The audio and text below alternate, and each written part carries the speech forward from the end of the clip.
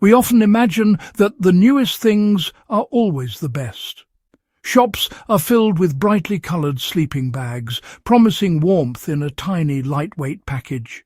Made from synthetic materials, they look impressive and feel soft. We're told this is progress, the peak of outdoor comfort. But is it? The wild doesn't care about our modern comforts. A sudden downpour, a sharp rock, or a stray spark can ruin delicate gear, leaving us vulnerable. Maybe in our race for lighter gear, we've forgotten the value of rugged simplicity. Let's look back to the Cold War, when soldiers needed equipment that could keep them alive in the harshest conditions. Their gear wasn't flashy, but it was built for survival, not comfort. By understanding their approach, we can learn what truly matters when facing the elements. During the Cold War, soldiers had to be ready for anything, anywhere. From frozen forests to humid jungles, the environment was often the real enemy. Their gear had to work in all conditions, simple, tough, and utterly reliable. Failure wasn't an option. A bad night could mean frostbite, or worse. Unlike today's campers, soldiers couldn't just go home if something broke. They went where they were told, relying completely on their equipment. Designers focused on function, not fashion or weight. The result? Gear that prioritized toughness and reliability above all else. These solutions might seem old-fashioned now, but they were built for survival, not convenience. Modern hikers can check forecasts and avoid bad weather. Soldiers had no such luxury. Their equipment was their lifeline. This philosophy led to designs that still have lessons for us today. Sometimes the best solution is the one that simply won't fail. What happens when high-tech gear faces real adversity? A synthetic sleeping bag is warm until it gets wet. Then its insulation collapses and it becomes a cold, heavy liability. Thin nylon shells tear easily on rocks or melt from a stray ember. Field repairs are tough. A small accident can ruin the whole system. Modern gear is great when conditions are perfect. But in the wild, things go wrong. Cold War designers knew this. They built for the worst-case scenario.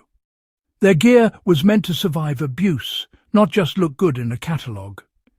That's the difference between recreational gear and true survival tools.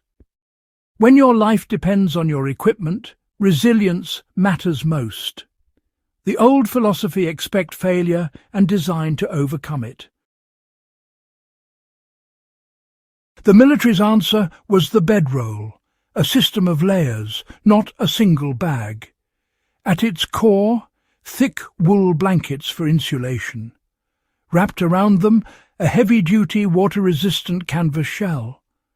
Soldiers laid the canvas down, stacked the blankets, and wrapped themselves up. The system was adaptable. Use one blanket in warm weather, two in the cold, and adjust the canvas for rain. Unlike sealed sleeping bags, the bedroll allowed ventilation, keeping insulation dry and warm. It could be configured for comfort or protection, depending on the night. This flexibility was its strength. The open design prevented moisture build-up, a common problem in modern bags. Simple, robust and easy to adjust, the bedroll was a toolkit, not a one-size-fits-all solution. Sometimes the simplest systems are the most effective. The materials were chosen for a reason. Wool and canvas are time-tested. Wool insulates even when wet, unlike cotton or synthetics. Its structure traps air and resists fire, making it safe near campfires. Soldiers could sleep warm even if their blankets got damp, and wool dried quickly. Canvas, made from dense cotton or linen, is tough and abrasion-resistant. Treated with wax or oil, it sheds rain but still breathes, preventing condensation. Together they form a perfect partnership. Canvas shields from the elements, wool keeps you warm. Both are easy to repair in the field. Patch a hole, stitch a tear, and keep going.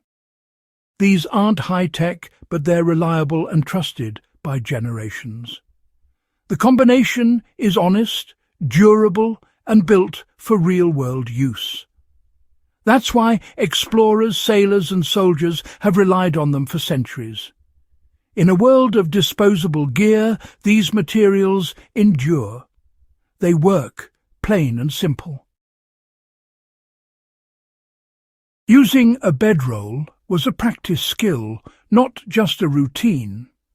First, soldiers picked a sheltered spot and cleared it of rocks and sticks. They built a mattress of leaves or pine needles for insulation from the cold ground. The canvas went down first, then the wool blankets.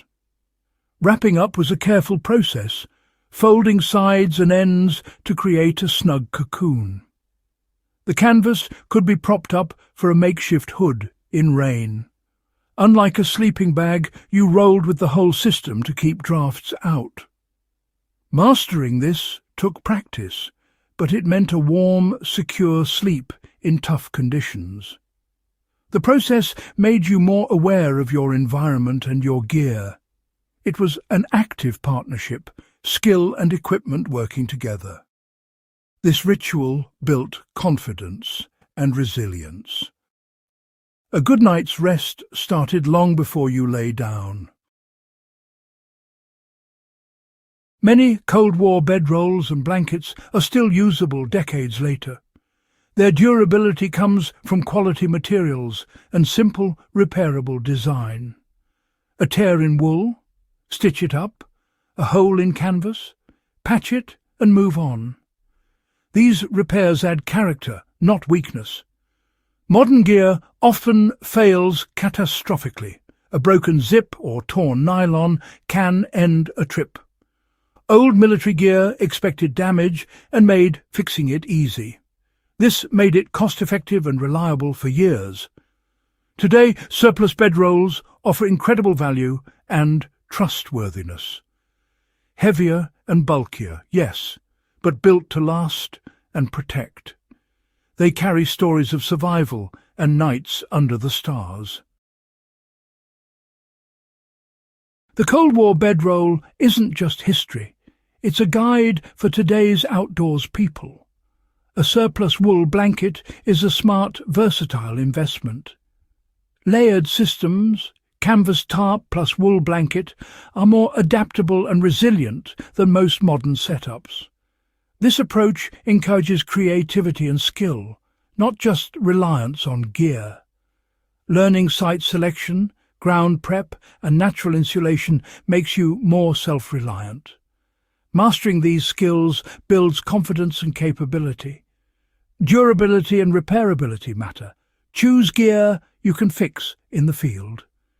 Sometimes heavier and simpler is better. The mindset of toughness and adaptability is the ultimate survival tool. Old wisdom still has a place in the modern wild. In our digital age, it's easy to dismiss old gear as obsolete. But the military bedroll proves some solutions are timeless. Cold, rain, and the need for shelter haven't changed. The bedroll's philosophy is about resilience, not fashion. It's forgiving, wet or torn, it still works and is easy to fix. Modern gear often demands perfect conditions. Old gear expects trouble and overcomes it. Studying these designs connects us to a tradition of ingenuity and survival. It's not about rejecting new tech, but knowing its limits and valuing old wisdom. The best prepared adventurers use both old and new tools. The story of the bedroll is a lesson in simplicity, toughness, and self-reliance. It reminds us that knowledge, how to use simple things well, is the ultimate survival tool. Look past the marketing. Seek lasting value. The old ways teach us to be adaptable, resourceful, and prepared. And that's a lesson that never goes out of date.